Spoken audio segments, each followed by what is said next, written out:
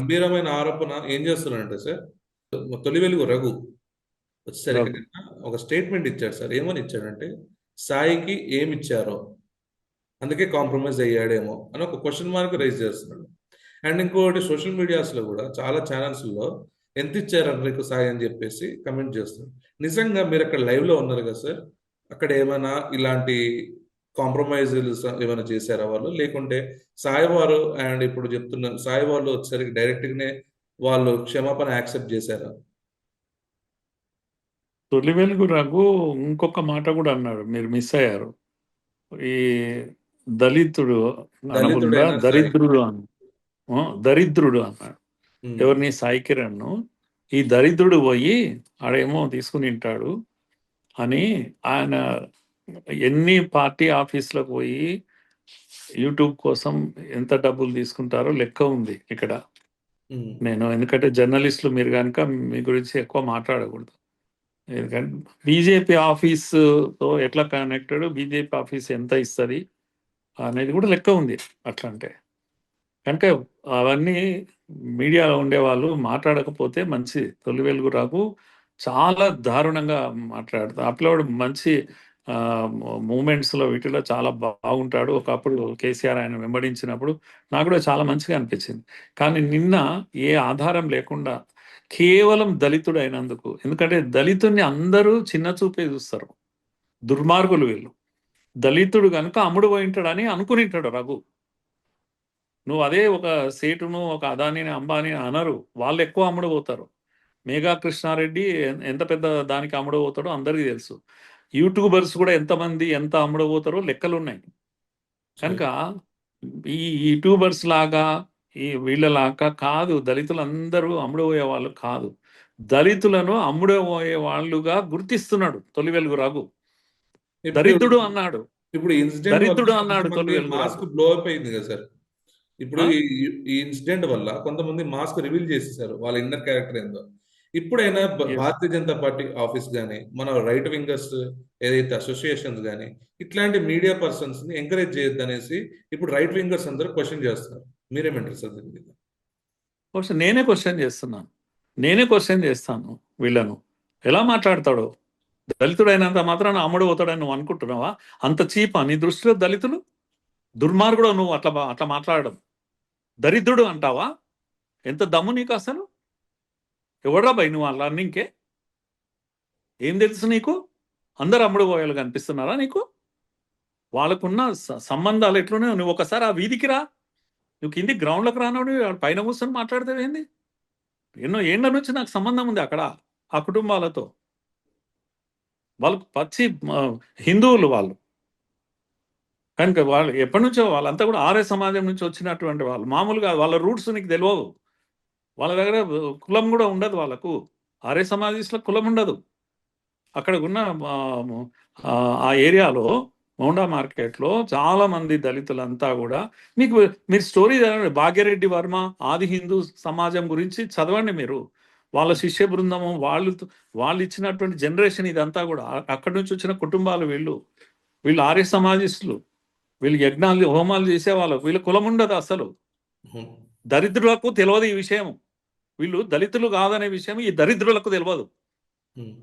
ఎప్పుడైతే ఆర్య సమాజంలో నువ్వు చేరుతావో నీకు కులం ఉండదు.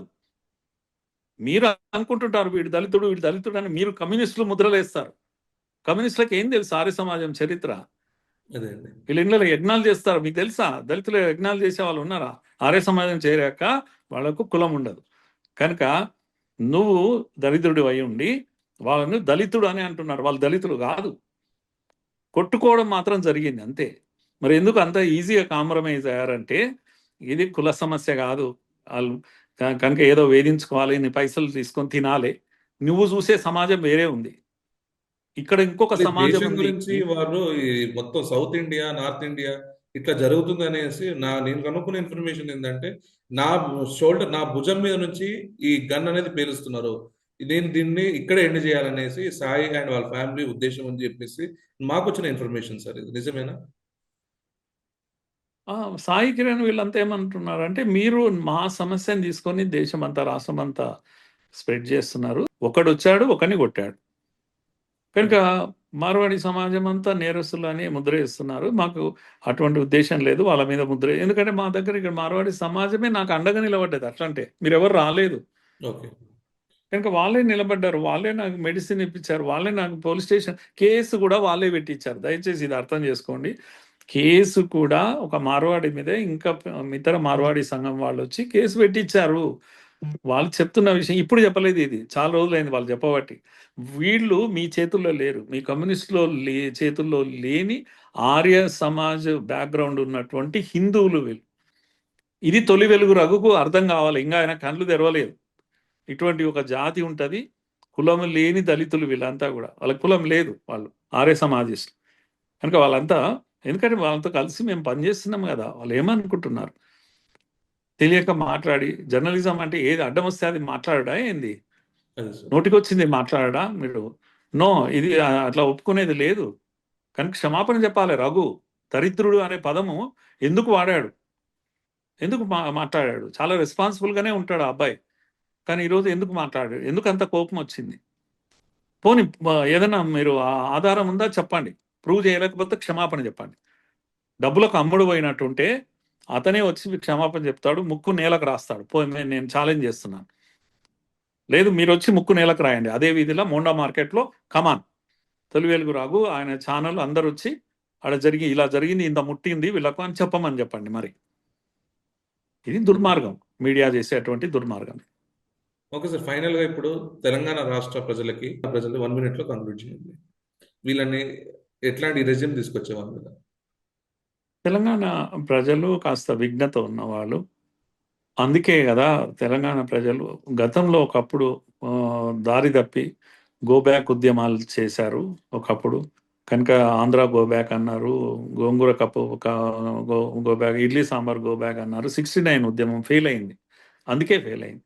అదే తెలంగాణ సమాజము నీళ్లు, నిధులు, నియామకాలు, మా హక్కుల గురించి పోరాటం చేసినప్పుడు సక్సెస్ అయింది. కనుక తెలంగాణ సమాజము విఘ్నత ఉన్నటువంటి సమాజము. మీరు భారతదేశంలో అతి పెద్ద కాస్మోపాలిటన్ సిటీ ఏది అంటే హైదరాబాద్. హైదరాబాద్కి అటువంటి చరిత్ర ఉంది. ఒక బెంగాలీ ఆడబిడ్డ వచ్చి ఈడ మన ఆడబిడ్డగా మారింది. బెంగాలీ తల్లి సరోజిని నాయుడు. ఆమె ఆస్తులన్నీ ఇక్కడ తెలంగాణకి ఇస్తే ఈరోజు ఒక యూనివర్సిటీ అక్కడ వెలిగిపోతా ఉంది, హైదరాబాద్ సెంట్రల్ యూనివర్సిటీ. శంకర్ నారాయణ బిర్లా మొదటి బిర్లా ఇక్కడే వచ్చి ఉద్యోగం చేశారు హైదరాబాద్. అందుకే ఆయన చాలా ఇష్టమైనటువంటి నగరం ఇది. అందుకే ఇక్కడ నుంచి వెళ్ళి వ్యాపారాలు మహారాష్ట్రలో చేసి అక్కడ సక్సెస్ అయ్యాక ఆయన ఒక మంచి ఇన్స్టిట్యూషన్ పిలానీలో, వాళ్ళ ఊరు పిలానీలో కట్టాడు. దాన్ని బిట్స్ పిలానీ అంటాం. అలాంటి బిట్స్ను దేశంలో ఏడగట్లేదు. హైదరాబాద్ మీద కృతజ్ఞతతో ఇక్కడ కట్టాడు, బిట్స్ కట్టాడు. ఇక్కడ నవత్పాడు బిర్లా టెంపుల్ కట్టారు వాళ్ళు. ఇలాంటి చరిత్ర చెప్తే హైదరాబాద్ గొప్ప చరిత్ర. హైదరాబాద్ ఎప్పుడు కూడా గో బ్యాక్ చరిత్ర లేదు, కమ్ బ్యాక్ చరిత్ర ఉంది, స్టే బ్యాక్ చరిత్ర ఉంది. అందరూ రండి, కలిసి బ్రతుకుదాం అనేటువంటి ఒక సందేశం హైదరాబాద్ ఎప్పుడు ఇచ్చింది. కనుక ఇప్పుడు కూడా ఆ మార్గాన్ని మనం వదలొద్దు. తప్పులు ఉండేవాళ్ళు, జీరో బిజినెస్ వాళ్ళు, దందాలు చేసే వాళ్ళని అందరినీ శిక్షించాలి.